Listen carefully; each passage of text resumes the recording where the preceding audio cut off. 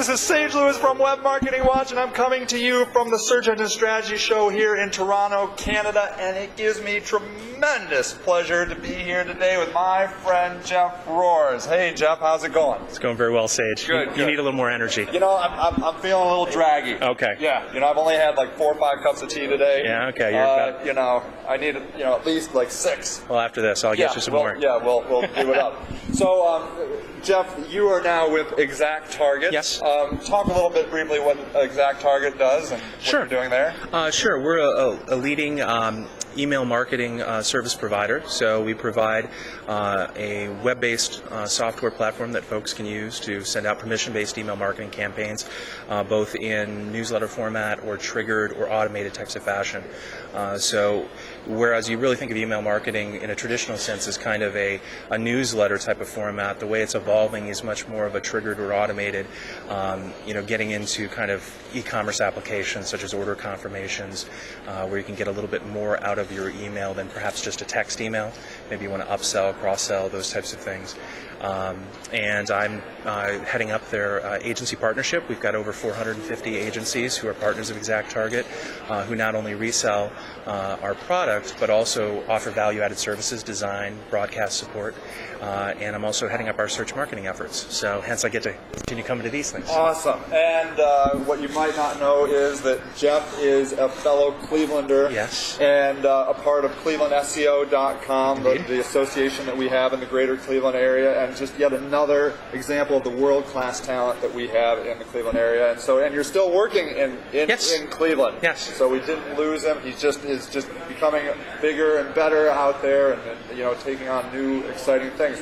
So one of the things I wanted to talk to you today about is you are an expert in click fraud, and this is something that people maybe know a little bit about, but can you summarize what click fraud is and why this is something people should be thinking about? Sure.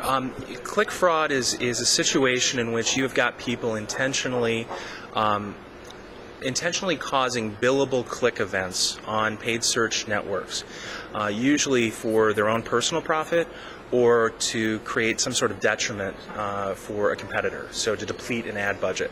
So people are fraudulently clicking on ads or unleashing bots or things of that nature that are specifically designed to either put money in their pocket through contextual publishing distribution networks and partnerships, or again hurt their competitors.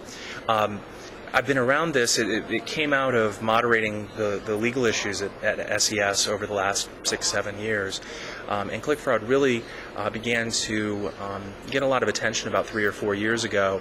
And one of the first people that I know of who got a refund from the engines was Jessie Stricchiola of Alchemist Media. She noticed some odd things happening in her then Overture account for a client. She looked at the log files, she presented it to Overture at the time, and actually got a refund for a client, and she said, aha, there's something going on here. Back in those days, the challenge was the engines, because of the threat of litigation, were very, very kind of hush-hush about what was going on. They didn't participate in the panels. And we're only talking about, say, 2.5 years ago. There were then some very high-profile class action suits. Google settled for $90 million. Yahoo settled. And those settlements allowed the engines to put their click quality experts, if you will, on the panels at these various conferences, especially search engine strategies, and begin to speak about the techniques and the teams that they've assembled to try and fight this problem. So this is not a conspiracy theory. Your competitors could potentially be out there depleting your budget, or there could be content networks that are just basically stealing your money by creating click bots. This is going on. This is going on. The question becomes, to what degree are the networks, Google, Yahoo, and others, catching it? And to what degree is it happening in your particular industry? So, again, defining click fraud as those intentional acts that basically lead to some sort of paid search charge. There is a broader subset of what the engines and the networks define as invalid clicks. And those are the types of clicks that they don't charge for by policy or by practice. So for instance, if somebody double clicks on a paid search ad, I imagine you think you shouldn't be billed for the second click, right? Yeah, right. Because that's really just a user activity. Well, a few years ago, up until a couple of years ago, the networks actually charged for that. Now, by way of policy, they don't charge for that. They judge that to be an invalid click. If they see traffic click on an ad and then backtrack and use the reverse, the back button and hit the link again, they probably won't charge for that. The challenge they have is they can't just disclose all of those rules because they're afraid that bad actors out there who are trying to profit by click fraud or injure others by click fraud will try and reverse engineer it, build better bots, those types of things. So if you think of click fraud as kind of this smaller subset of intentional activity, invalid clicks is a larger set for which the networks are not building. And then the overall issue now, rather than just talking about click fraud, I think we need to be talking about click quality. And that gets into the publisher networks and the contextual distribution partners, right? Because not all sites are built the same and not all traffic is of the same quality.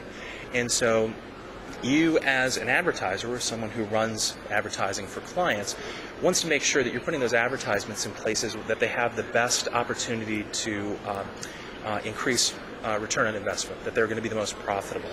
And so the evolution is now towards giving you as an advertiser more controls over where your ads run. And in the past, you weren't able to do things like domain blocking. So if you knew the IP address of your competitor and you thought, you know what, they're hitting me, they're searching for this, they're clicking on our ads on a daily basis, you had no means to block them. Well, now Google's giving you that ability. And I think Yahoo is well on the way there. In addition, you didn't have the ability to individually opt out of certain publishers within the contextual networks. Well, now you're getting that ability. It used to be an all or nothing. Now it's going to get more granular. So in some sense, it's kind of a be careful for what you wish for, because now you have so many options and there's so many things you need to understand relative to testing this type of traffic to get the quality you want and the return on investment that you want. But the bottom line is that the engines do have dedicated teams. They have people who are trying to fight this. But at the end of the day, the advertisers have to be diligent. They have to be measuring to conversion and beyond and understand their traffic as well as how the kind of universe of paid search traffic works to identify anomalies, bring them to the attention of the networks, and where they think there might be false activity, work with the networks to solve those problems, identify bad actors, and root them out of the system. So is it as prevalent as perhaps it was 2 years ago? Absolutely not. Does it still happen? Yes. Even Google has indicated that I think it's 0.02%, less than 0.02% of the traffic through their system is click fraud or invalid clicks that make it through all of their detection methods only to get rooted out by their customers. But again, nobody knows how big the issue is because the networks are keeping it very close to their vest for obvious reasons, both to keep bad actors from knowing the tricks and what they should do, but also there is a matter of kind of public relations and communications and technology here for a competitive standpoint that they want to make sure is theirs and not just exposed to everybody at a conference like this. Right.